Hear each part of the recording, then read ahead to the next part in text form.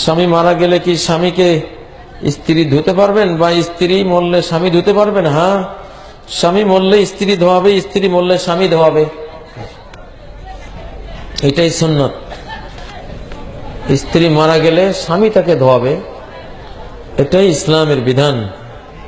স্ত্রী মরে গেলে স্বামী ধোয়াবে, স্বামী মারা গেলে স্ত্রী ধোয়াবে, এটা হলো ইসলামের মানবাধিকার।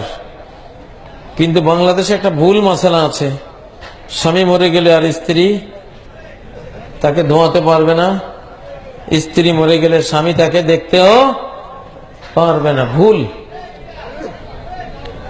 সহিহ বুখারীর মধ্যে আল্লাহ নবী বলেন আয়েশাকে, আল্লাহ নবীর জবানে শুনুন মাসালাটা কি, ইয়া আয়েশা লাউ মুত্তা ক্বাবলি লাগাসালতুকি ওয়া কাফানতুকি, আয়েশা তুমি যদি আমার আগে মৃত্যুবরণ করো তাহলে অবশ্যই আমি মুহাম্মদুর রাসূলুল্লাহ তোমাকে গোসল দেওয়াবো, ওয়া কাফানতুকি আমি তোমাকে কাফন পরাবো।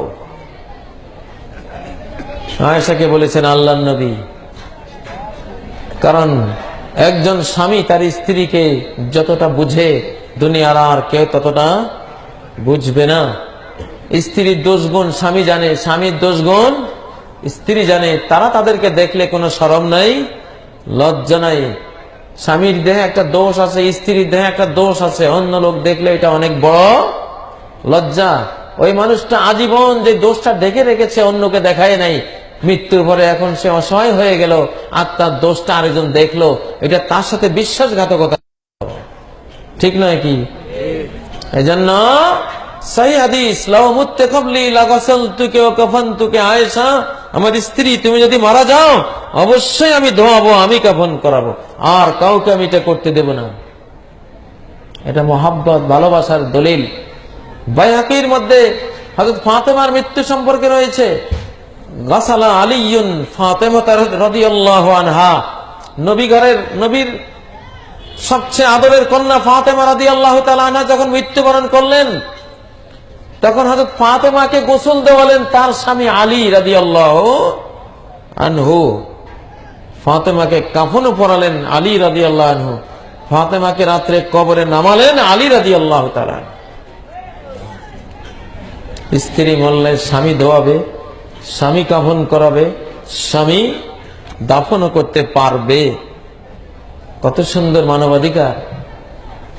বাইহাকিতে আরেকটি হাদিস রয়েছে, অবশ্য আবু বকর সিদ্দিক ইমরাতাহু আসমা বিনত উমাইস আন তাগসিলাহু ফাকামাত বিযালিক, আবু বকর সিদ্দিক তার স্ত্রী আসমাকে ওসিয়ত করলেন যে আসমা আমি মরলে তুমি আমারে ধোয়াবা, ফাকামাত বিযালিক। আবু বকরের স্ত্রী আসমা আবু বকরকে ধুইয়েছেন। এজন্য এই জিনিসটা বাংলাদেশে নাই। স্বামী মরলে স্ত্রীকে দেখতে দেয় না, স্ত্রী মরলে স্বামীকে দেখতে দেয় না, ডাইরেক্ট মানবাধিকার লঙ্ঘন। কয় মরলে বিয়ে ভেঙে যায়, কে বলেছে? মিথ্যা কথা। মরলে বিয়ে ভাঙ্গে না, মরলে বিয়ে আরো মজবুত হয়, বিয়ে ভাঙ্গে না। নবীজি আয়েশাকে বলেছেন, আয়েশা আমার মরতে ভালো লাগে এই জন্য যে আমাকে বলা হয়েছে যে মৃত্যুর পরে তুমি আমার স্ত্রী হিসাবে থাকবে জান্নাতে। সুবহানাল্লাহ।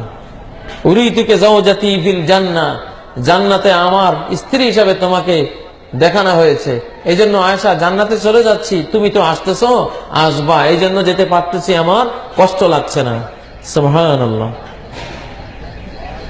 কোরআনের সূরা আন-নিসার সম্পত্তি বন্টনের আয়াত 12 নম্বর আয়াতে বলেছেন, ওয়ালাকুম নিসফু মা তারাকা আজওয়াজুকুম, ও মুসলমানরা তোমাদের স্ত্রীরা যে সম্পদ রেখে মারা গেছে তার অর্ধেক তোমরা পাবা যদি তারা কোনো সন্তান রেখে না যায়।